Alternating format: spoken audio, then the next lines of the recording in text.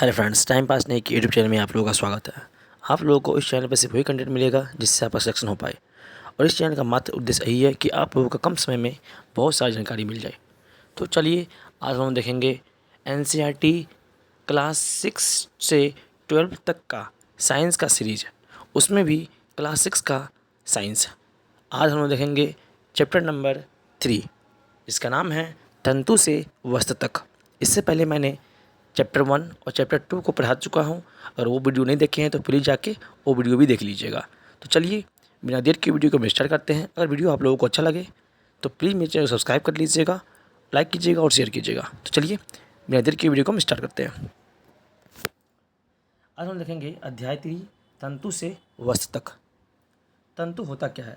एक प्रकार के रेशे होते हैं जिससे तागे या फिर धागे बनाए जाते हैं, उससे बोलते हैं हम तंतु बोलते हैं। ठीक है, चलिए अब प्राकृतिक तंतु क्या होता है उसको समझते हैं, और संश्लिष्ट तंतु किसे कहते हैं उसको भी समझते हैं।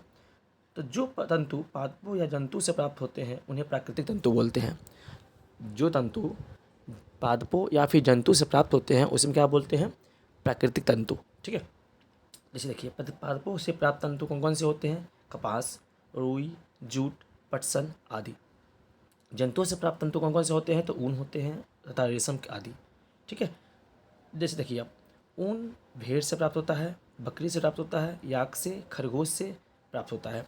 तो हम कह सकते हैं कि ऊन जो प्राप्त होता है मेरा सिर्फ भेड़ से ही नहीं होता, बल्कि बकरी से भी होता है, याक से भी होता है और खरगोश से भी होता है। ठीक है, अब रेशमी तंतु रेशम के कीट कोकून से खींचा जाता है। रेशमी तंतु रेशम कीट के कोकून से खींचा जाता है। ठीक है, रेशमी कीट। चलिए अब देखते हैं संश्लिष्ट तंतु क्या होता है। ठीक है, चलिए, संश्लिष्ट तंतु होता है रासायनिक पदार्थों द्वारा बनाए गए तंतु को संश्लिष्ट तंतु बोलते हैं।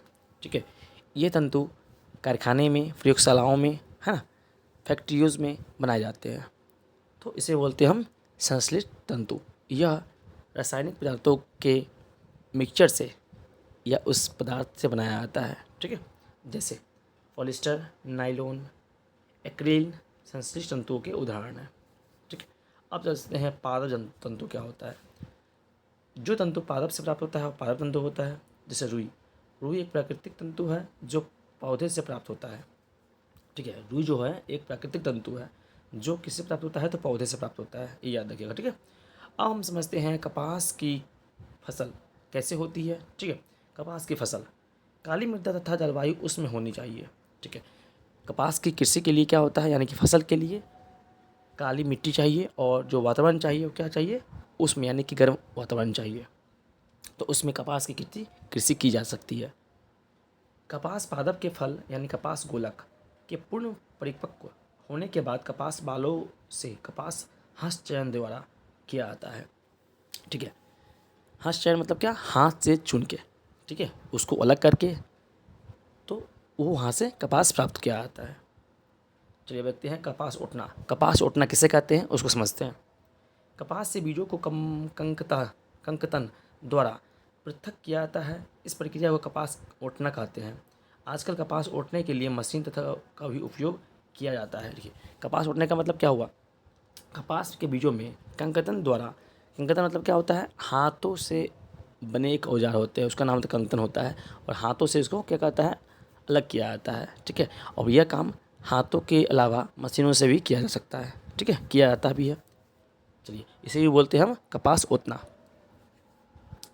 चलिए देखते हैं हम आगे। अब देखिए नेक्स्ट क्या है उसे समझते हैं।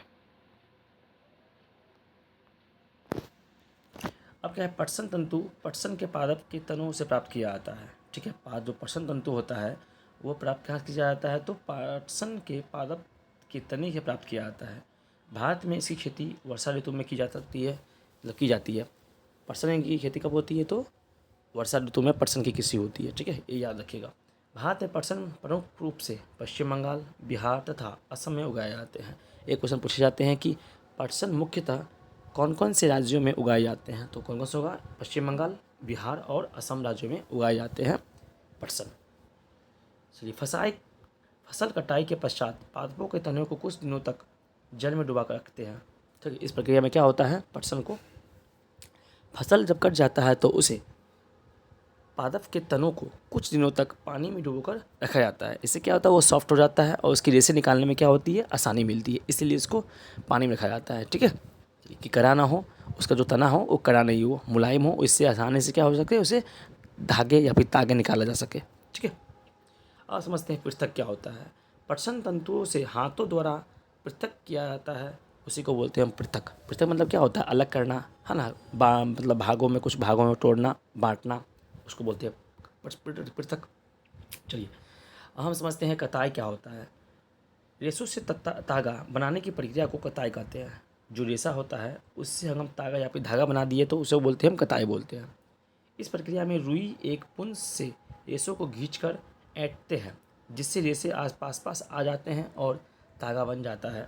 ठीक है, इसमें क्या होता है, जो रेशे निकलते हैं ना, एक रेशे निकलते हैं, उससे क्या होता है, आसपास जितने भी 2-3 रेशे होकर आपस में मिलाकर, ठीक है, एक मोटी धागा का निर्माण होता है। ठीक है, तो उसी से हम क्या करते हैं, वस्त्र का निर्माण कर लेते हैं। ठीक है, चलिए अब तकली क्या होता है। कताई के लिए एक सरल युक्ति हस्त तकवा का उपयोग किया जाता है, जिस तकली कहते हैं। तकली क्या है, एक औजार है। ठीक है, जो क्या होता है, हस्त तकवा उसको बोलते हैं, जो हाथ से चलाने वाला तकवा होता है। ठीक है, एक सरल युक्ति है। युक्ति मतलब क्या होता है, यंत्र, है ना, एक हाथ द्वारा चलाया गया एक यंत्र है जिसको बोलते हैं तकली। ठीक है, अब चरखा क्या होता है। हाथ से प्रचलित कताई में उपयोग होने वाली एक अन्य युक्ति चरखा है। अब क्या बोलते हैं, हाँ, चरखा से भी क्या बनता था, वस्त्र का निर्माण होता था, है ना। तब धागे को उसमें लपेट कर उसको क्या कहता था, पिरोया जाता था और एक धागे के ऊपर एक ऊपर क्या उसको लगाकर उसका वस्त्र का निर्माण किया जाता था। ठीक है, तो चरखा भी क्या है, एक हाथ चलित एक उपकरण है, एक तकनीक है। ठीक है, जो हाथ से चलाया जाता है। चलिए बढ़ते आगे। हम समझते हैं धागों की कताई का कार्य कताई मशीनों की सहायता से किया जाता है।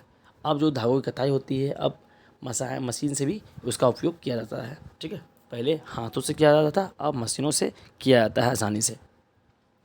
तागों से वस्त्र बनने की विधि, बुनाई तथा बंधाई। अगर आपको बोल दिया जाए कि तागों या फिर धागों से वस्त्र बुनाई की विधि को क्या बोलते हैं, तो बुनाई बोलते हैं या फिर बंधाई बोलते हैं।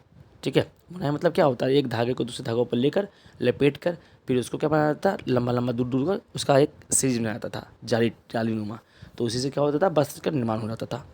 चलिए अब देखते हैं बुनाई क्या होता है। धागों के 2 सेटों को आपस में व्यवस्थित करके वस्तुओं की बनाने की प्रक्रिया को बुनाई कहते हैं। बोले थे ना कि धागों के 2 सेट मतलब कहने का मतलब क्या है, एक जैसे एक लीला लगा है, दूसरा लीला लगा हुआ है, दोनों को निकाल कर आपस में क्या होता था, मिलाया जाता था, है ना। तो उससे क्या होता था, एक वस्त्र का निर्माण हो जाता था। वस्तुओं की बुनाई करखों की जाती है। करखे या तो हस्तचलित होते हैं अथवा विद्युत चालित। देखिए अब करखा क्या होता है, जो बुनाई की वस्तुओं की बुनाई की प्रक्रिया होती है वो करखों से की जाती है। और करखे या तो फिर हाथ चलित होते हैं या फिर क्या होते हैं, विद्युतमय होते हैं, यानी कि विद्युत से चलने वाले होते हैं। ठीक है, विद्युत प्रचालित होते हैं। बुनाई अथवा बंधाई का उपयोग विभिन्न प्रकार के वस्तुओं के निर्माण में किया जाता है।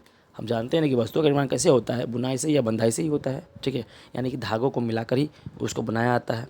ठीक है, तो इस तरह से हम कह सकते हैं कि वस्तुओं का निर्माण की प्रक्रिया इस प्रकार से आगे गुजरती है। ठीक है, बहुत सी चरण में गुजरती है। चलिए उसका देख लेते, थोड़ा सा बचता हुआ यहाँ पे, इसको देख लेते हैं।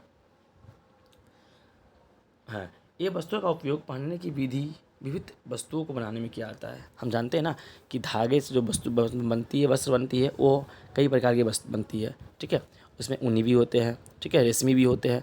तो जिस तरह का समय होता है उसके हिसाब से हम कपड़े पहनते हैं, है ना। ग्रीष्म के लिए अलग कपड़े, जाड़े के लिए अलग, वर्षा के लिए अलग होता है कपड़ा। ठीक है, तो इस तरह से हम क्या करते हैं, विभिन्न मौसम में विभिन्न प्रकार के कपड़े पहनते हैं। ठीक है, तो यहाँ लिखा हुआ है विविध वस्तुओं के लिए बनाए जाते हैं।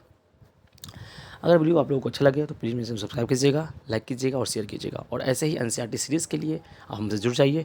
आपको मैं क्लास 6 से लेकर क्लास 12 तक का साइंस पढ़ा रहा हूँ और कंप्लीट भी करवाऊँगा। तो तक के लिए थैंक यू, जय हिंद।